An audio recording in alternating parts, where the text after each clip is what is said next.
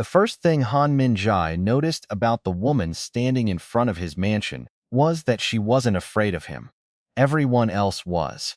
Men twice her size lowered their eyes when Min-jai walked past them. Businessmen, who controlled entire companies, struggled to keep their voices steady whenever they sat across from him.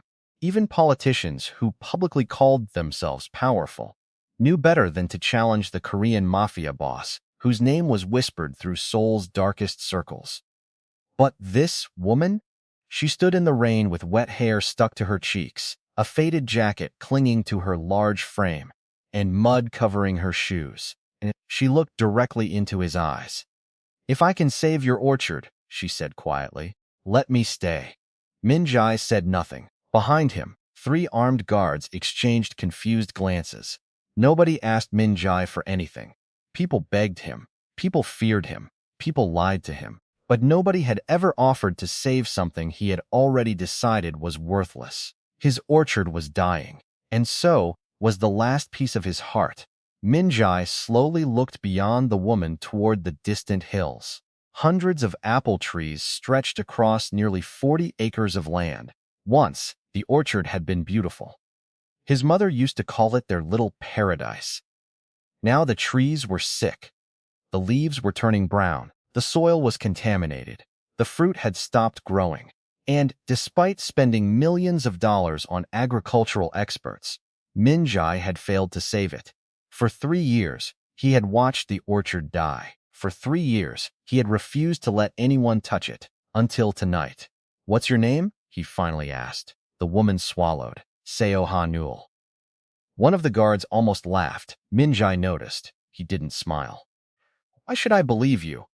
Ha-nul looked at the orchard. "Because nobody else is trying anymore." Min-jai's expression hardened.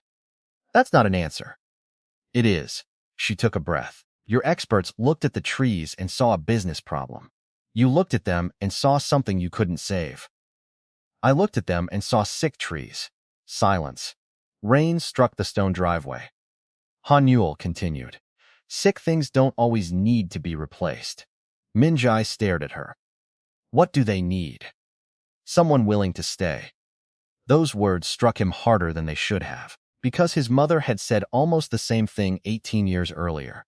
Stay. That had been her final word to him. Not run, not fight, not avenge me. Stay. But Min-jai had never understood what she meant. His mother had died beneath the apple trees when he was 23. His father had been murdered months earlier. His younger brother had disappeared. And Min-jai had built an empire from the ruins. An empire where nobody stayed. Everyone left. Everyone eventually betrayed him. He had stopped expecting anything different. "Where did you learn about orchards?" he asked. Ha-nul lowered her eyes. "My father had one." "Had?" "He died." Min-jai waited. "So did my mother." Her voice remained calm. "They left me a small piece of land. I couldn't afford agricultural school, so I learned everything from books, farmers, and mistakes." One of the guards stepped forward. "Boss, we should send her away." Ha-nul looked at him. "I haven't finished." The guard froze. Min-jai's eyebrows lifted slightly. "You haven't finished what?" "Your orchard." She pointed toward the trees. "The roots are suffocating." Min-jai looked at the orchard. "Explain." "The soil has been overtreated." "With what?" "Fertilizer. Chemicals. Wrong irrigation." Her eyes moved from one tree to another. Someone kept trying to force the trees to produce fruit instead of fixing the soil. Min-jai's jaw tightened. His agricultural company had hired some of the most expensive specialists in South Korea. "You're saying they're all wrong?" "No." She looked at him. "I'm saying they're treating the symptoms." That sentence changed something in the air. Min-jai walked toward her. His guards immediately followed. Ha-nul didn't move. He stopped only a few feet away. She was noticeably larger than the women who normally surrounded powerful men like him. Her clothes were plain. Her hands were rough. There were small cuts across her fingers. She looked exhausted, but her eyes were steady. "You expect me to let a stranger live on my property?" "No." "Then what do you expect?"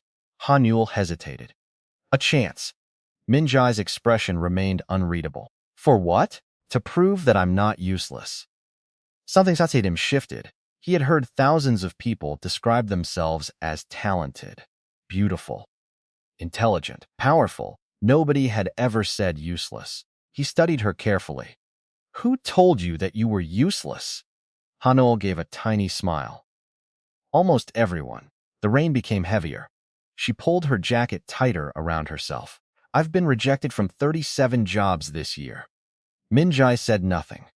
Restaurants said I didn't fit their image. Hotels said customers might complain. One company told me they didn't want someone my size working around their executives. Her voice remained strangely calm. Another interviewer asked if I could fit into their uniform. Before he even looked at my resume, the guard nearest Minjai looked away. Han Yul continued. So when I heard your orchard needed someone, I came. Why? Because trees don't care what I look like. For the first time that night, Minjai almost smiled. Almost. He turned toward the mansion. Give her a room. The guard stared at him. Boss, you heard me. Hanyul blinked. You're letting me stay? For 7 days. She looked relieved. And after 7 days? If you can't save one section of the orchard, you leave. Hanyul nodded. And if I can? Minjai turned back. Then you stay. She smiled, not because she had won, because somebody had finally given her a chance. The next morning, Han Yul woke before sunrise. She had expected a luxurious room. Instead, she found herself staring at a ceiling higher than the apartment she had shared with her father. The bed was enormous. The curtains were thick. The bathroom was bigger than her entire childhood bedroom. She stood in front of the mirror for several seconds.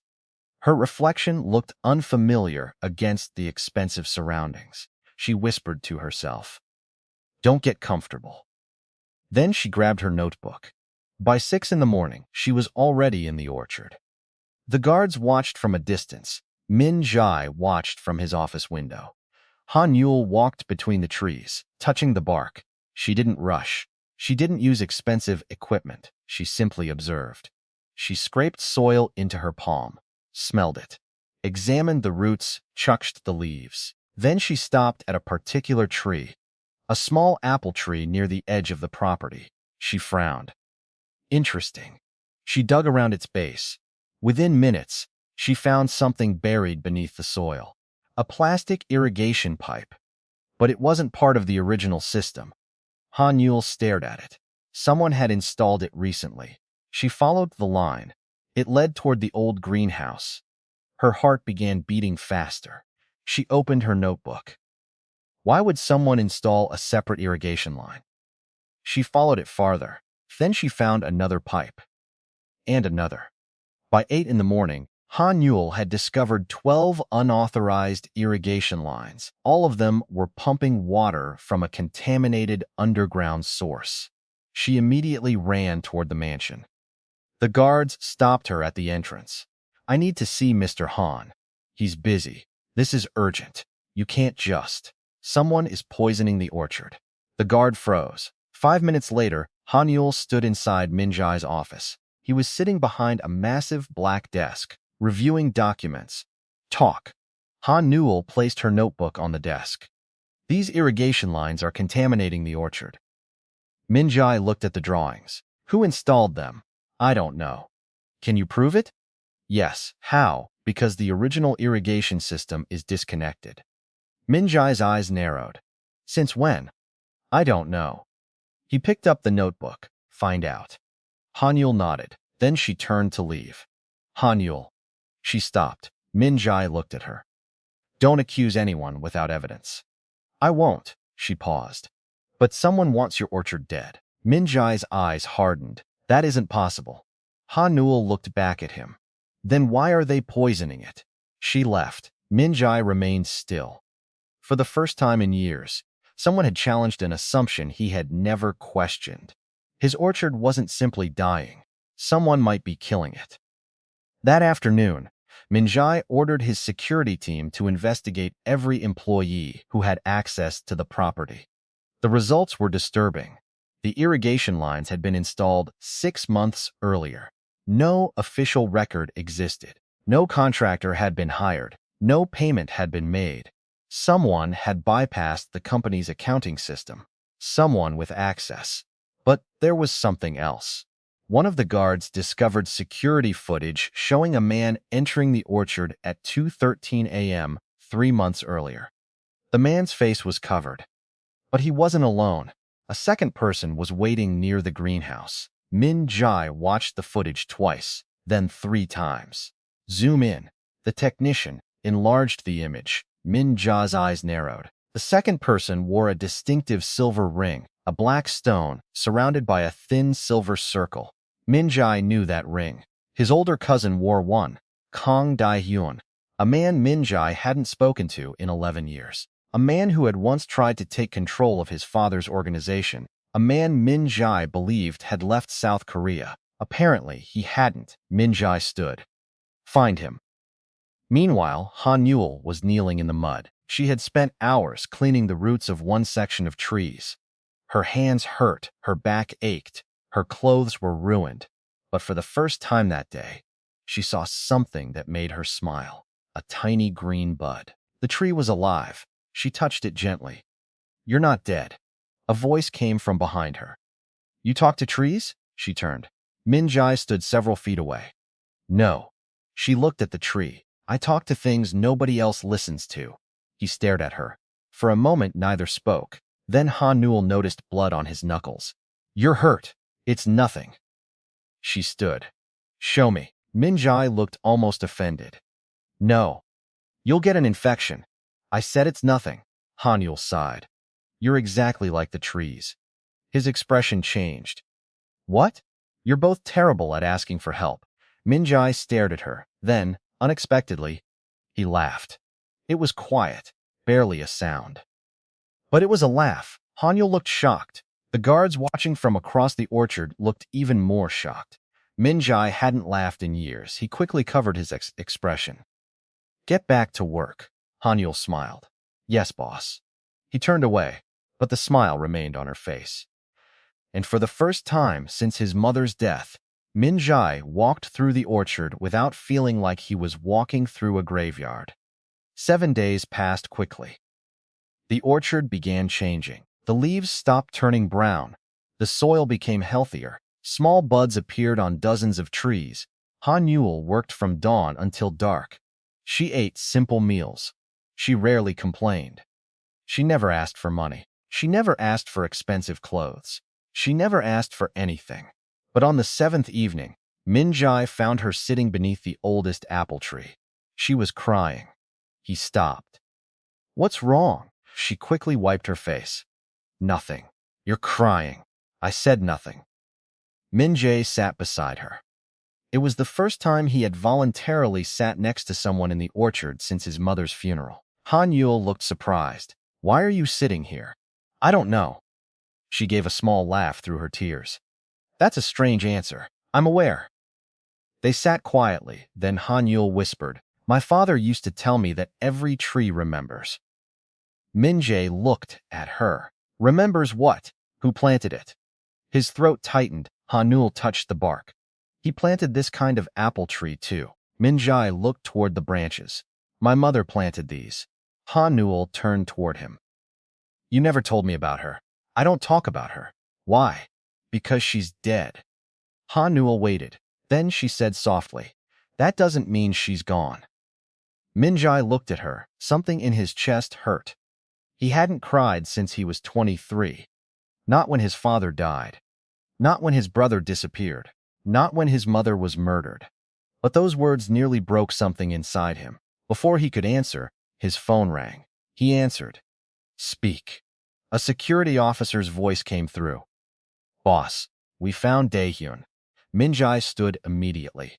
Where? There was a pause. He's inside the property. Min Jai's face changed. Where? The greenhouse. Han-ul stood too. Then they heard a loud explosion from the orchard. The ground shook. Birds scattered into the night sky. Han Yul screamed. Min Jai grabbed her arm. Stay here. Another explosion erupted. Smoke rose above the trees. Min Jai's men ran toward the greenhouse. Han Newell looked at the flames. Then she saw something. A little boy. He was standing near the burning trees, alone. Min Jae, she ran. Ha Newell. But she didn't stop. She rushed into the smoke. The boy was frozen in fear. Ha Newell wrapped her arms around him. Come with me. I can't. Why? My grandfather. She looked toward the burning greenhouse. Where? The boy pointed inside. Ha Newell looked at the flames, then at the child, and without thinking, she ran into the fire. Min Jae reached the greenhouse seconds later. Hey, Ni Yule. No answer. Smoke swallowed the entrance. His men tried to stop him.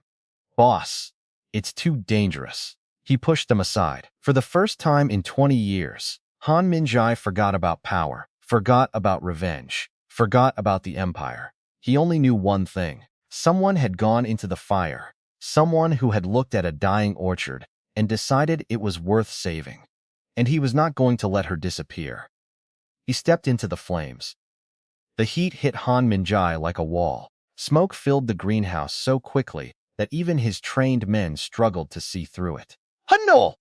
His voice thundered across the burning structure. Nothing then, faintly.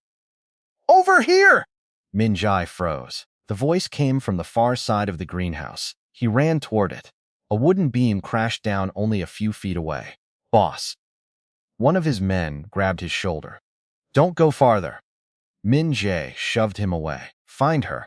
They spread out. Then Min-jae saw a small hand beneath a fallen wooden frame. His heart stopped. He dropped to his knees. Hanul! I'm here. Her voice was weak. Min-jae grabbed the beam. Move! Two guards rushed over. Together, they lifted the burning wood. Ha Newell was trapped beneath it, shielding the little boy with her body. Her face was covered in soot. Blood ran down her forehead. But the boy was unharmed. Min-jae stared at her. You protected him? Ha Newell coughed. He was scared. Forget the boy. Can you move? She tried. A sharp cry escaped her. My ankle. Min-jae didn't hesitate. He lifted her into his arms. Ha Newell looked startled. Put me down. No, you'll hurt yourself. I've carried worse. She stared at him. What? Nothing. He carried her through the smoke. Behind them, the greenhouse ceiling began collapsing. They escaped seconds before the entire structure came crashing down. Outside, Han Newell immediately looked toward the boy. Is he okay? Min-jae nodded. He's alive. She closed her eyes in relief, then she fainted. Han Newell. Min-jae's voice shook. His men had never heard their boss sound afraid before. At the hospital, Min-jae stood outside the emergency room. His shirt was covered in soot. There was blood on his hands. None of it was his. The little boy sat nearby with a blanket around his shoulders. What's your name? Min-jae asked. June. Where's your grandfather? The boy lowered his head. He went inside. Min-jae's expression darkened. Did you see the man who started the fire? June nodded. Who? The boy looked frightened. He had a silver ring. Min-jae's jaw tightened. Dae-hyun, of course. But there was something Min-jae couldn't understand. Why would Dae-hyun risk killing a child? And why target the greenhouse? Then the doctor came out. Mr. Han? Min-jae turned. How is she? She has a fractured ankle, several burns, and smoke inhalation. Is she going to be okay? Yes, Min-jae exhaled. But, his expression hardened. But what? She shouldn't walk for several weeks. Min-jae nodded fine. The doctor looked surprised. That's all? What else should I say? She was very lucky. Min-jae looked through the glass. Ha Newell was unconscious. Lucky, he repeated the word quietly. He didn't believe in luck, not anymore. Hours later, Ha Newell opened her eyes. The room was dark. She tried to sit up. Pain shot through her ankle. Ouch. A voice came from the corner. Don't move. She turned. Min-jae sat in a chair beside the window. You're here? Yes. Why? He didn't answer. Ha Newell looked around. Where's the boy? Safe. And his grandfather? Min-jae became silent. Ha Newell understood. He died? Min-jae nodded, her eyes filled with tears. She turned away. I couldn't save him. You saved the boy. But his grandfather. You can't save everyone. Ha Newell looked at him. Then why did you come into the fire? Min-jae stared at her. I don't know, she smiled sadly. You're learning. Learning what? That people matter. Minjai looked away. Those words irritated him, but he couldn't explain why. The next morning, Han Yul received an unexpected visitor. An elegant woman entered the hospital room wearing a cream-colored designer coat. She looked at Han Yul from head to toe. You're the woman who works for Minjai? Han Yul frowned. Who are you? My name is Kong Sujin. Han Yul recognized the surname. Kong, the same family connected to Dai Yun Sujin, sat down. I want you to leave. Han Yul blinked. Excuse me, you heard me. Why? Because you're becoming a problem. Han Yul stared at her. I don't understand. Sujin leaned forward. Minjai has spent years building walls around himself. Her voice became colder. You are making him lower them. Han Yul didn't know what to say. Sujin continued. And people who get close to Minjai usually end up hurt. Han Yul looked at her injured ankle. I already know that. Sujin's expression changed. You're not funny. I wasn't joking. For several seconds, neither woman spoke. Then Sujin placed an envelope on the table. Take this money and disappear. Hanwul didn't touch it. How much? Enough to start over. Hanwul pushed the envelope back. No. Sujin looked surprised. You're refusing? Yes. Why? Han Yul looked directly into her eyes. Because I didn't save the orchard for money. Then what do you want? Han Yul answered without hesitation. A place where I don't have to apologize for existing. Sujin became silent. Then she stood. You'll regret this. She left. Han Yul watched the door close. She had no idea that Sujin's warning wasn't a threat. It was a prophecy. 3 days later, Han Yul returned to the orchard. She was on crutches. Minjai was furious. You're supposed to be resting. The trees don't know that. You're impossible. She smiled. You hired me. I didn't hire you to destroy your ankle. My ankle will heal. Minjai stared at her. Then he noticed she was holding something, a small apple branch. What is that? I found it near the greenhouse. She handed it to him. Minjai looked at the branch. There was a strange symbol carved into the bark, a circle, and inside it, a tiny crown. His face changed. Han Yul noticed. You know it? Yes. What is it? Minjai didn't answer. He turned toward the mansion. Come with me. Where? My office. Why? Because I think someone has been planning this for much longer than we realized. Inside the office, Minai opened an old drawer. He pulled out a photograph. It showed 3 young men standing beside the orchard. Minjai, his father, and another man. Hanil looked at the photograph. That's Dae-hyun? Yes. She pointed to the symbol on the branch. It's on his jacket. Minjai nodded. It was our family's symbol. Then why are you worried? Because that symbol disappeared 20 years ago. Han Yul looked confused. What happened 20 years ago? Minjai stared at the photograph. My family was attacked. By whom? I never found out. You think Dae-hyun knows? I know he does. Silence filled the room. Then Han Yul noticed another photograph. A woman standing beside the oldest apple tree, Minjai's mother. She looked at the picture carefully. Wait, what? Han Yul pointed. Look at her hand. Minjai leaned closer. His mother's hand rested against the tree. On her finger was a silver ring, a black stone, a thin silver circle, the same ring Dae-hyun had been wearing. Minjai's face went completely pale. No, Han Yul whispered. Your mother knew him. Minjai shook his head. That can't be. But then another memory surfaced. His mother's final night, the rain, the orchard, her frightened face, and one sentence he had spent 18 years trying to forget. Minjai, don't trust the man wearing the silver ring. He had always believed she was talking about his father's killer. But now he understood. She had been warning him about someone inside the family, someone he had trusted, someone who had been standing beside her. Minjai slowly sat down.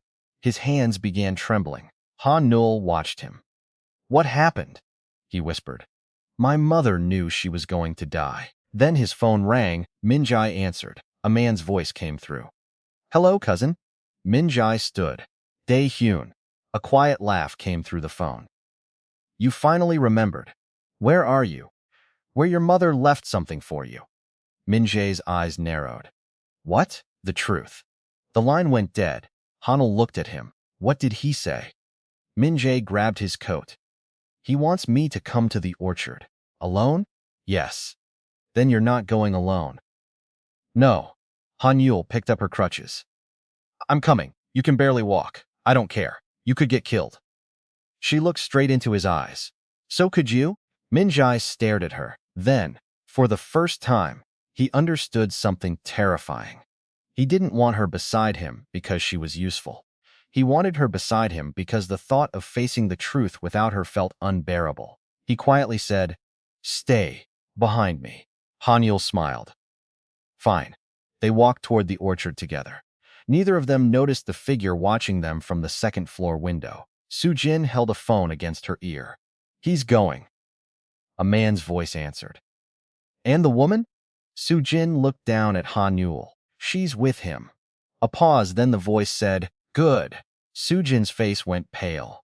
Why? Because she is the only person who can lead him to the final secret. Su-jin swallowed. And if she discovers it, the voice became cold. Then she cannot leave the orchard alive. The orchard was silent, too silent. The evening wind moved gently through the apple trees, but somehow the familiar sound felt different tonight. Dangerous. Han Min-jae walked ahead, his eyes scanning every shadow. Beside him, Seo Han Yul struggled forward on her crutches. You're walking too fast, she complained. Then stay behind. No, you could have stayed at the mansion. No. Min-jae sighed. You never listen. Han Yul smiled. Neither do you. For a brief moment, the tension eased. Then they reached the oldest section of the orchard, and everything changed. The ancient apple tree stood alone beneath the fading sky. Its twisted branches stretched outward like protective arms. Min-jae stopped. His heartbeat accelerated. He hadn't stood this close to the tree since the night his mother died. Is this the place? Han Yul asked quietly. Min-jae nodded. This was her favorite tree. The air suddenly felt heavier, as if the past itself was waiting beneath the branches. Then Min-jae noticed something unusual. Fresh soil. Someone had recently dug near the roots. Look! Han Yul followed his gaze. There, a small wooden marker protruded from the ground. Min-jae knelt. His fingers brushed away dirt. A symbol appeared, a crown inside a circle, the same symbol carved into the branch, the same symbol connected to Dae-hyun, the same symbol from his mother's ring. Han Yul swallowed. What is it? Min-jae's voice was barely audible. A family mark. For what? My father's secret organization. Han Yul stared at him. You mean the mafia? No. His expression darkened. Something older. Before she could ask another question, Min-jae pulled the marker from the ground. Beneath it was a metal box. Both froze. For nearly 20 years, the box had remained hidden beneath the tree. Waiting, Min-jae's hands trembled as he opened it. Inside was a single key, a faded photograph, and a sealed letter. The letter had only 3 words written on the front. For my son. Min-jae stopped breathing. His mother's handwriting. The same elegant handwriting he hadn't seen since he was 23 years old. Slowly, he opened the letter. His eyes moved across the page. Then they widened. Han Yul watched his expression change. Shock, confusion, pain, disbelief. What does it say? Min-jae couldn't answer. His throat tightened. Han Yul stepped closer. Min-jae? Finally, he handed her the letter. Her eyes moved across the words, and she froze. The letter read, My son, if you are reading this, then I am gone. There is something I never told you. Your father was not murdered by our enemies. He was betrayed by someone inside our family. The man responsible is not who you think.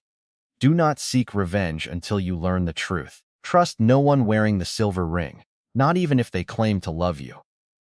And most importantly, protect your brother. He is still alive. Hanul's breath caught.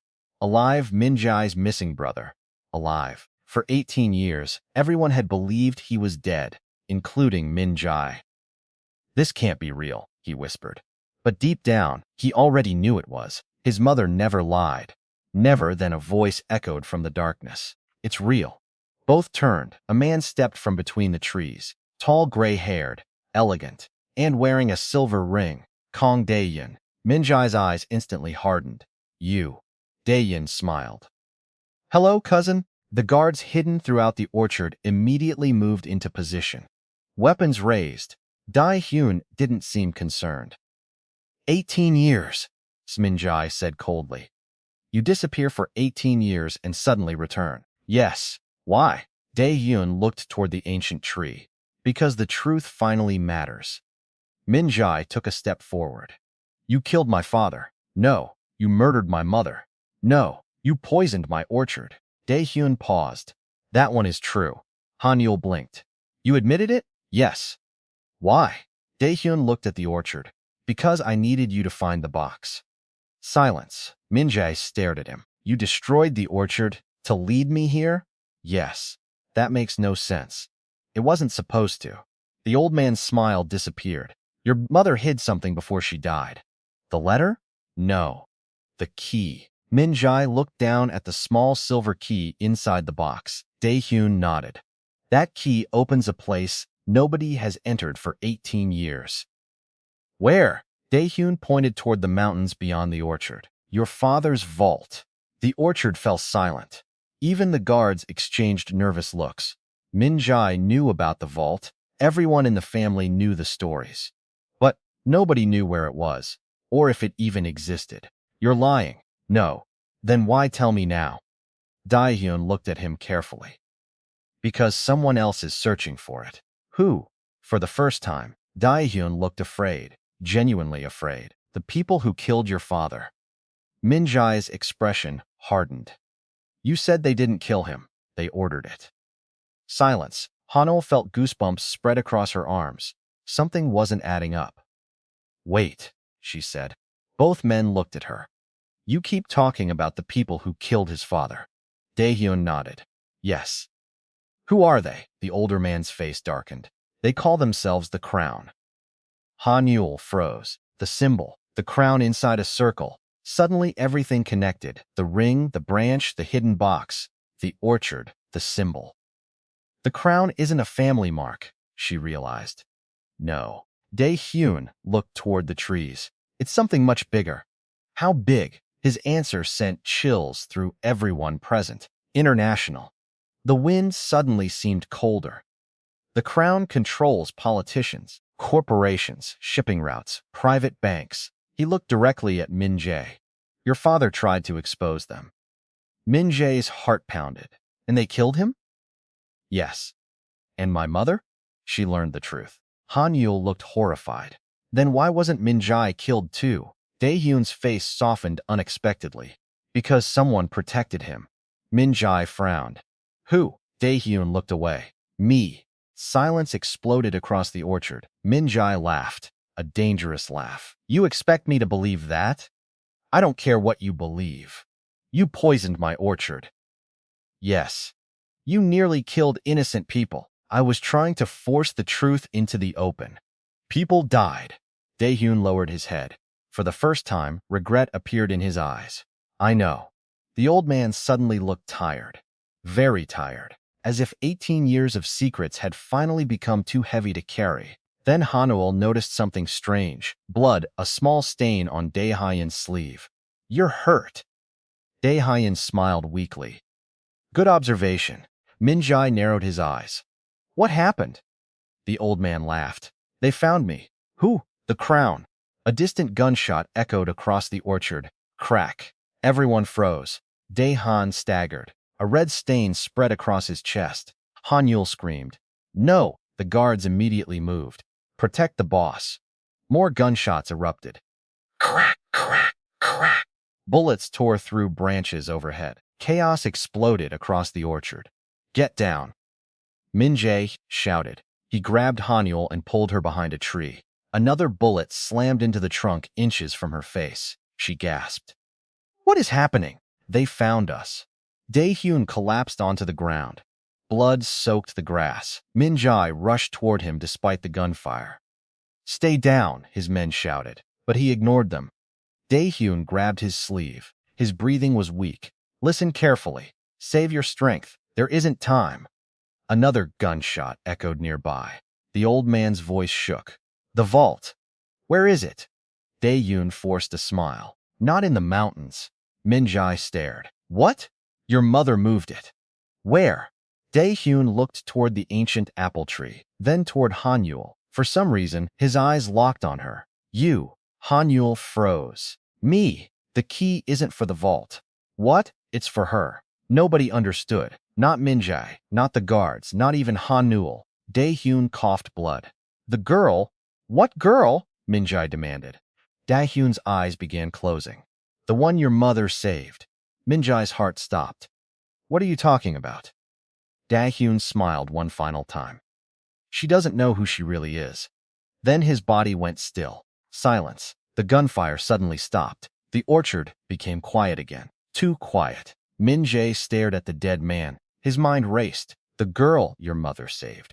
She doesn't know who she really is. Slowly, very slowly, he turned toward Han-yul.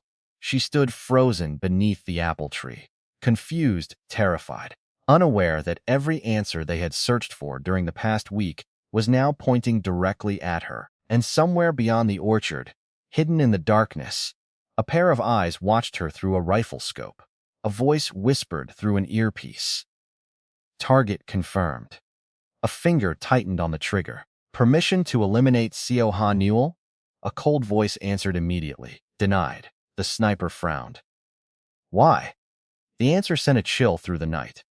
Because without her, we can never open the vault.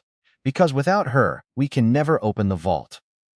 The sniper's words disappeared into the darkness. But someone else had heard them. Han Min-jae. He stood beneath the ancient apple tree, staring at Han-yul. She was still holding her crutches. Her face was pale. What did he mean? She whispered. Min-jae didn't answer. His men were searching the surrounding hills, but the attackers had disappeared as quickly as they had arrived. Dae-hyun's body remained on the grass. The silver ring was still on his finger. Min-jae looked at it, then at Han-yul, then at the key. Something was wrong. Something was terribly wrong. Take her back to the mansion, he ordered. Han-yul immediately shook her head. No. Min-jae looked at her. No. You're hiding something from me. This isn't the time. It is exactly the time. She stepped closer. Dae-hyun said, I don't know who I really am. Min-jae remained silent. So tell me. I don't know. You're lying. His eyes hardened. I said I don't know. Han-yul stared at him. For several seconds, neither moved. Then she looked down at Dae-hyun's body. He looked at me like he knew me. Min-jae said nothing. He wasn't surprised to see me. Still nothing. Why? Min-jae finally answered. Because your existence may be connected to my family. Han-yul's face changed. What does that mean? I don't know yet. Then find out. She turned toward the mansion.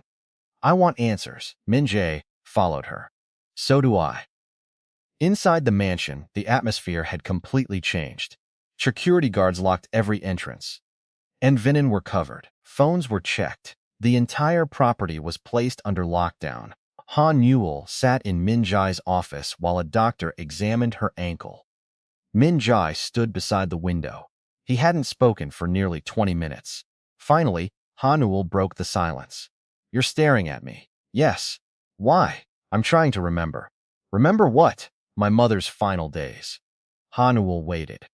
When my brother disappeared, I thought my mother was protecting him.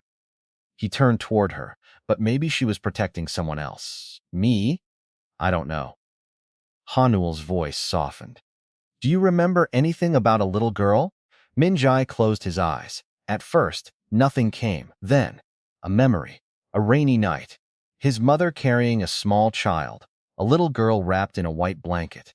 He remembered being told to stay upstairs. He remembered his mother's frightened expression. He remembered hearing a baby crying.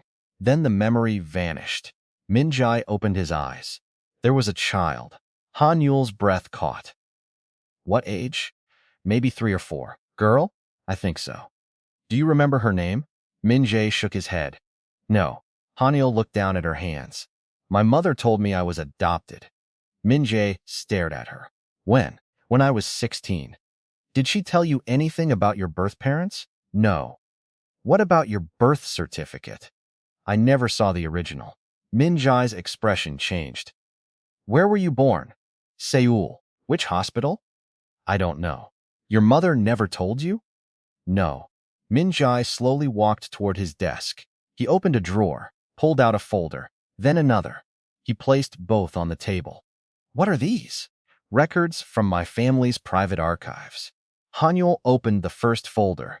Inside were photographs, old documents, newspaper clippings. Her fingers suddenly stopped. One photograph showed a small child standing beside an apple tree. She stared. That. Minjae leaned closer. What, that dress? What about it? I had one like that.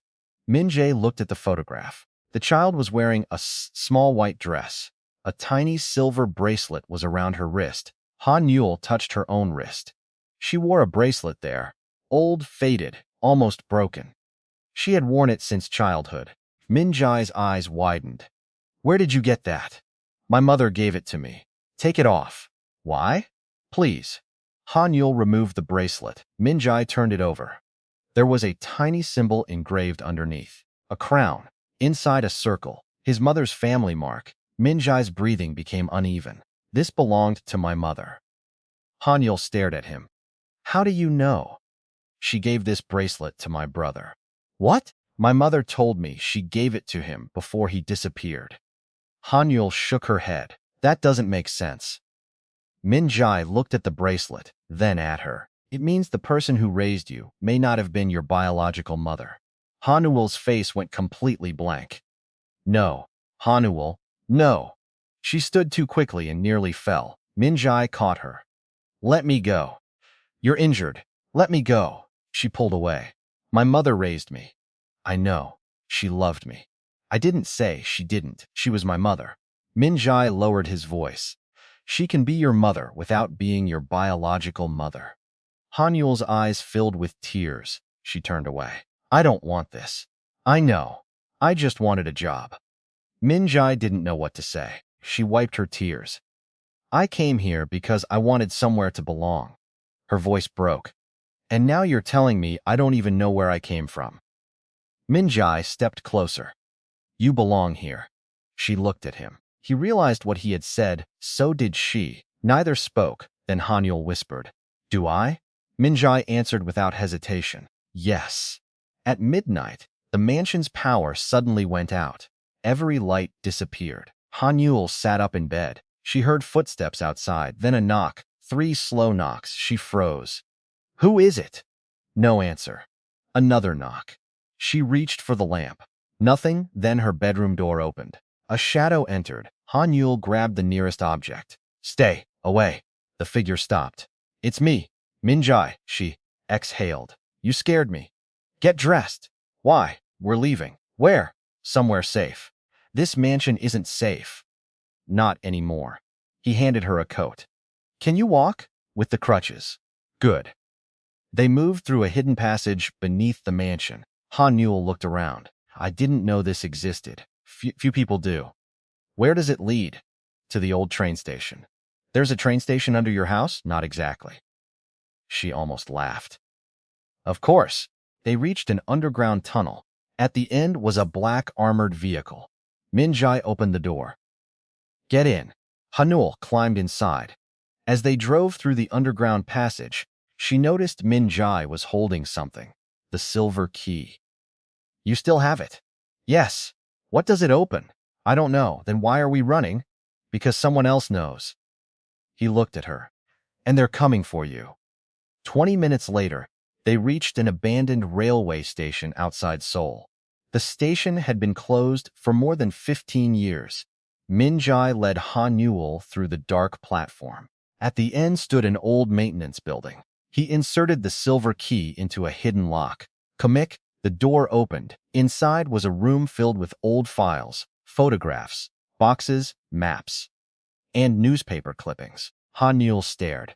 What is this? My father's private archive. Min Jae walked toward a metal cabinet. He opened it. Inside was a single file. The name on it made Han Yul stop breathing. Cohnul. She stared at her own name. No. Min-jae opened the file. Inside was a photograph of a baby, a hospital document, and a handwritten note. Ha Newell slowly picked up the document. Her hands trembled. The date matched her birthday. But the mother's name was blank. The father's name was blank. Only one line was written at the bottom, protected under Crown Protocol 7. Ha Newell looked at Min-jae. What is Crown Protocol 7? Before he could answer, an old recording suddenly played from a hidden speaker. A woman's voice filled the room. Ha Newell immediately recognized it. Min-jae's mother. If you're hearing this, then my son has finally found her. Ha Newell's eyes widened. The recording continued. Min-jae, I need you to listen carefully. A pause. Ha Newell is not your enemy. Min-jae looked at Ha Newell. She is the reason your brother survived. Ha Newell covered her mouth. The recording continued. The night your brother disappeared, he wasn't kidnapped. Min-jae's face went pale. He was sent away to protect him. The room became silent. Then came the final sentence. And Ha Newell was sent with him. Min-jae stopped breathing. Ha Newell whispered, "Your brother!" The recording clicked. Silence. Then another voice came through the speaker. A man's voice, cold, calm, familiar. Min-jae immediately recognized it. Dae-hyun, Min-jae. His voice echoed through the room. If you've reached this archive, you're already too late. Ha Newell looked around. A red light began blinking above the door. Min-jae's expression changed. What is that? He grabbed Ha Newell's arm. We have to go. Why? It's a bomb. The red light blinked faster. 3 times, 2 times, 1. A massive explosion shook the underground station. The walls cracked. Dust filled the room. Ha Newell fell. Min-jae grabbed her. Then he heard something beneath the floor, a metallic clicking sound. He looked down.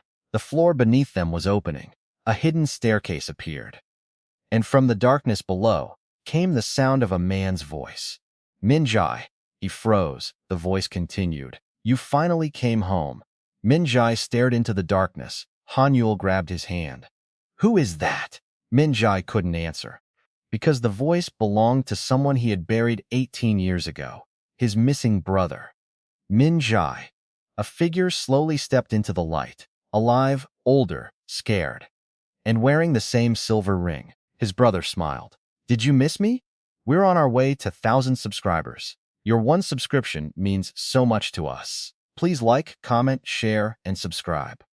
Your small support makes a big difference.